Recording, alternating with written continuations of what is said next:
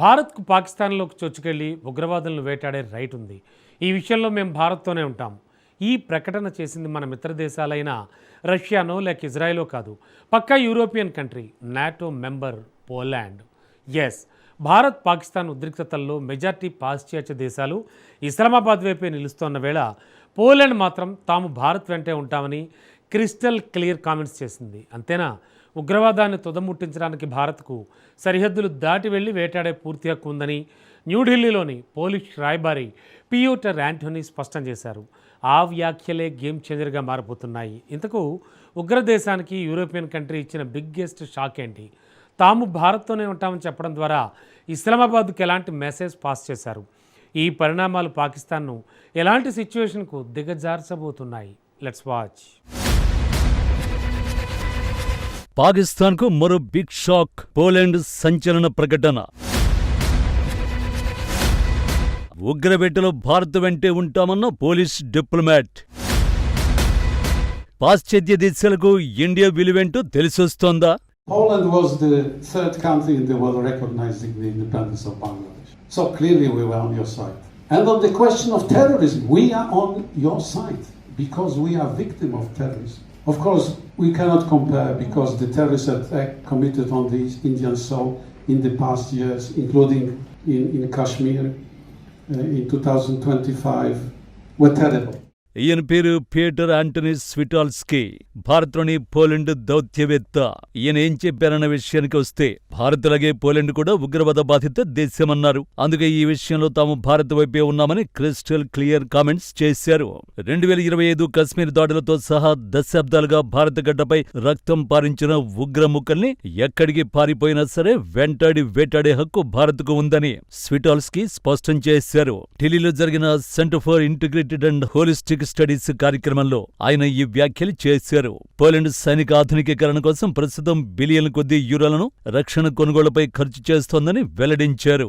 రక్షణ ఉత్పత్తి రంగంలో భారత్ వద్ద అత్యాధునిక సాంకేతికతతో పాటు భారీ స్థాయిలో తయారీ సామర్థ్యం ఉన్నందున భారత్ను పోలాండ్ అత్యంత ఆకర్షణీయమైన రక్షణ భాగస్వామిగా పరిగణిస్తోందని స్పష్టం చేశారు.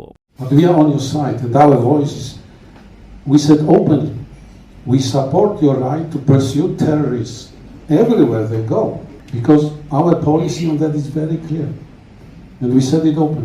By the way, I spent Easter last year in Kashmir and left Srinagar the night before the terrorist attack. I was supposed to go the other day, so it's very personal. ఉగ్రవాదాన్ని అణిచివేయడంలో భారత్ అనుసరిస్తున్న దూకుడుకు ఒక European దేశం ఇంత బాహాటంగా మద్దతు పలకడం పాకిస్తాన్ విదేశాంగ విధానానికి చెంపపెట్టులా మారింది. ఆపరేషన్ సింధూర్ సమయంలో పాకిస్తాన్ మౌలిక సదుపాయాలపై దాడులు జరిగాయని, తాము పోలీసు డ్రోన్లు కూల్చివేశామని పాక్ చేసుకున్న ప్రచారాన్ని స్విటాల్స్కీ సులువుగా కొట్టిపారేశారు. పాక్ కూల్చామని చెప్పుకున్న డ్రోన్లు కేవలం ప్రత్యర్థి రాడాలను దృష్టిని మళ్లించేందుకు ఉపయోగించిన సాధారణ డెకాయ్ లేదా శిక్షణ డ్రోన్లు మాత్రమేనని నిపుణుల విశ్లేషణను ఆయన గుర్తు చేశారు. ఒక వ్యూహాత్మక ఆపరేషన్లో శత్రువు డిఫెన్స్ వ్యవస్థను ఏమార్చేందుకు ఉపయోగించిన సాధనాలను కూడా తన ఘనతగా చెప్పుకోవాలని చూసిన పాకిస్తాన్ సైనిక ప్రగల్భాలు అంతర్జాతీయంగా నవ్వుల పాలయ్యాయి. ఇక ఈ మద్దతు భారత్కు ఎందుకు కీలకమన్న ప్రశ్నకే వస్తే, యూరోపియన్ యూనియన్లో అత్యంత వేగంగా అభివృద్ధి చెందుతూ నాటో తూర్పు సరిహద్దులో సైనికంగా కీలకంగా మారింది పోలాండ్. 50 కోట్ల వినియోగదారుల యూరోపియన్ మార్కెట్కు పోలాండ్ ఒక ఎంట్రీ పాయింట్ లాంటిది. కశ్మీర్ అంశాన్ని లేదా భారత ఉగ్రవాద వ్యతిరేక చర్యలను యూరప్ వేదికలపై వక్రీకరించాలని చూస్తున్న పాకిస్తాన్కు యూరోపియన్ యూనియన్లోనే బలమైన గొంతుకైన పోలాండ్ నుంచి భారత్కు దక్కిన ఈ దౌత్య మద్దతు తీవ్ర ఇబ్బందికరంగా మారుతుందని విశ్లేషకులు చెబుతున్నారు. నిజానికి పోలాండ్ ప్రస్తుతం నాటోలో తన జీడీపీలో అత్యధిక శాతం నిధులను సైనిక ఆధునికీకరణకు ఖర్చు చేస్తోంది. అలాంటి దేశం భారత్ను ఒక ఆకర్షణీయమైన రక్షణ భాగస్వామిగా పేర్కొంటూ భారత్ వద్ద అత్యాధునిక సాంకేతికత, స్కేలు ఉన్నాయని ప్రశంసించింది. ఒకవైపు అంతర్జాతీయ బెయిలౌట్ల కోసం పాకిస్తాన్ అడుక్కుంటుంటే, మరోవైపు యూరోపియన్ సైనిక శక్తులు భారత్ను ఆయుధ తయారీ హబ్గా గుర్తించడం పాకిస్తాన్కు వ్యూహాత్మక ఓటమి అవుతుంది. అంతేకాదు, యూరోపియన్ యూనియన్లో కశ్మీర్ సమస్యను లేవనెత్తి అంతర్జాతీయ అంతర్జాతీయ మద్దతు కూడగట్టాలని పాక్ నిరంతరం ప్రయత్నిస్తుంటుంది. అయితే ఈయూలో కీలక దేశమైన పోలాండ్ 2025 పహల్గాం ఉగ్రదాడిని తీవ్రంగా ఖండిస్తూ భారత్కు సంపూర్ణ మద్దతు ప్రకటించడంతో యూరోపియన్ వేదికలపై పాకిస్తాన్ అనుకూల ప్రచారాలకు ఆస్కారం లేకుండా పోయింది. పాకిస్తాన్తో పోలాండ్కు చారిత్రకంగా ఎలాంటి ప్రత్యేక సంబంధాలు లేవని పోలిష్ రాయబారి గుర్తు చేశారు. సో భవిష్యత్తులోనూ పోలాండ్ నుంచి ఉగ్రదేశానికి ఏ మద్దతు దొరకదు. భారత్కు అత్యంత నమ్మకమైన రక్షణ భాగస్వామి ఎవరు అంటే మొదట రష్యా, తర్వాత ఇజ్రాయెల్, ఫ్రాన్స్ వంటి దేశాల పేర్లు వినిపిస్తాయి. కానీ పోలాండ్ కూడా ఇండియాకు అంతే నమ్మకమైన రక్షణ భాగస్వామి. పైగా పాకిస్తాన్ విషయంలో ముందు నుంచే మన దేశానికి మద్దతునిస్తోంది. అందుకు 1971 యుద్ధమే ఉదాహరణ. బంగ్లాదేశ్ విముక్తి పోరాటంలో భారత సైన్యం పోలీస్ యుద్ధ ట్యాంకులను ఉపయోగించి పాక్ సైన్యాన్ని మట్టి కర్పించింది. అంతేకాదు పాకిస్తాన్ అకృత్యాల నుంచి విముక్తి పొందిన తర్వాత బంగ్లాదేశ్ను గుర్తించిన ప్రపంచంలోనే మూడో దేశంగా పోలాండ్ నిలిచింది. చరిత్రలోనే తాము ఇప్పుడు భారత్ వైపే నిలిచామని, పాకిస్తాన్ ఆక్రమణలకు తావులేదని పోలాండ్ మరోసారి ప్రపంచానికి గుర్తు చేసింది. ఈ దౌత్యబంధం వెనుక భావోద్వేగం, మానవతా చరిత్ర ఉంది. రెండవ ప్రపంచ యుద్ధ భయానక పరిస్థితుల్లో నిరాశ్రయులైన వేలాది మంది పోలీస్ అనాథ పిల్లలకు నవానగర్ మహారాజా సర్ దిగ్విజయ్ సింగ్ జీ, రంజిత్ సింగ్ జీ జడేజా ఆశ్రయం కల్పించి ప్రాణం పోశారు. పోలాండ్ ప్రజలు ఆయన నేటికి గుడ్ మహారాజా అని భక్తితో స్మరించుకుంటారు. పోలాండ్ రాజధాని వార్సాలో ఆయన పేరిట ఒక చౌరస్తా కూడా ఉంది. భారత్ ఎప్పుడూ ప్రాణాలను కాపాడే ఉదారతను చాటితే పాకిస్తాన్ పొరుగు దేశాలపై రక్తపాతం సృష్టించే ఉగ్రముగ్గులను పోషిస్తోందన్న వ్యత్యాసాన్ని ఈ చరిత్ర స్పష్టం చేస్తోంది. 1942 నుంచి 1948 మధ్య మహారాష్ట్రలోని కొల్హాపూర్ సమీపంలోని వాలీవాడిలో సుమారు 5,000 మంది పోలిష్ శరణార్థులకు భారత రాజకుటుంబం ఆశ్రయమిచ్చి పాఠశాలలు, చర్చిలతో కూడిన లిటిల్ పోలాండ్ను నిర్మించింది.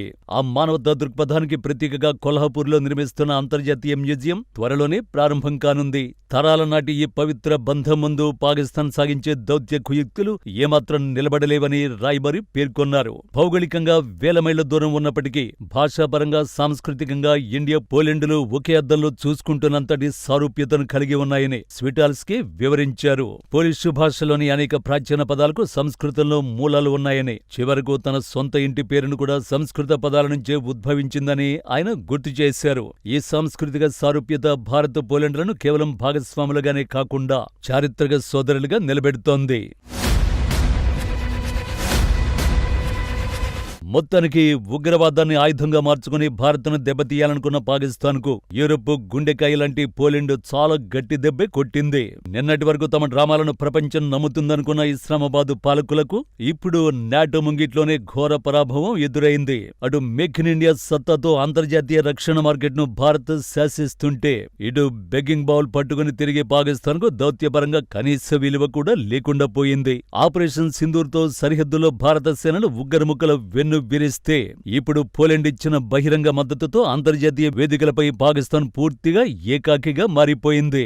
ఒకటి మాత్రం స్పష్టం, ఉగ్రవాదాన్ని తుదముట్టించేందుకు న్యూఢిల్లీ వేసే ప్రతి అడుగుకు ప్రపంచ మద్దతు ఉంటుంది. ఇక పాక్ పాలకుల విష ప్రచారాలకు కాలం చెల్లినట్టే.